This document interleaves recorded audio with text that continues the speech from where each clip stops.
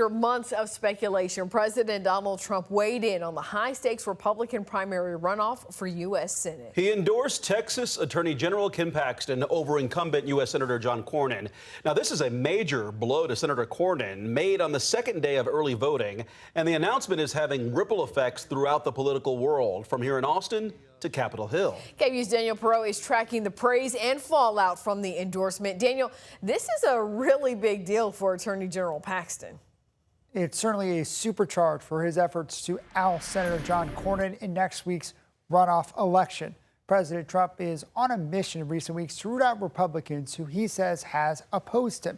While Senator Cornyn has backed President Trump's agenda in Washington, it was clearly not enough.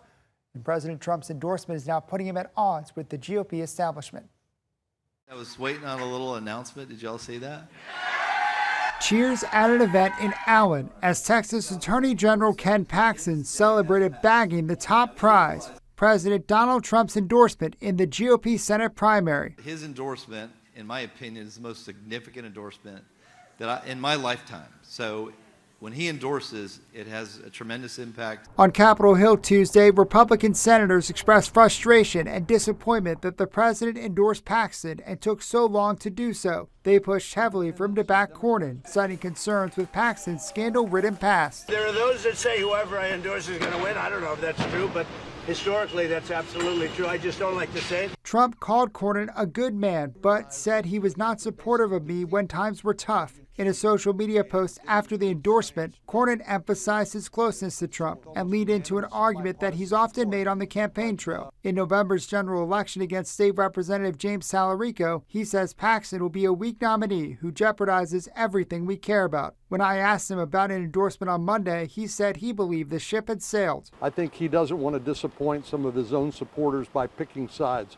in this race, which is fine. That's his prerogative. For his part, Talarico said it doesn't matter who wins the runoff. We already know who we're running against, the billionaire mega donors and their corrupt political system. This might have the effect of mobilizing Paxton votes while simultaneously demobilizing and deflating Cornyn votes. For months, Cornyn and Paxton have been highlighting their ties to Trump while trying to appeal to Republican voters. Last week, Cornyn introduced a bill to designate U.S. Highway 287, Interstate 47, in the president's honor. Cornyn really tried to be as conservative as possible, and at the end of the day, it still wasn't enough to get the president's endorsement. It's another advantage for Paxton in a runoff where the electorate tends to be smaller and favor the more conservative candidate. But experts say Cornyn still has a chance in what's become a bitter and expensive battle for the future of the Republican Party. For John Cornyn, this could potentially be the last political race of his life.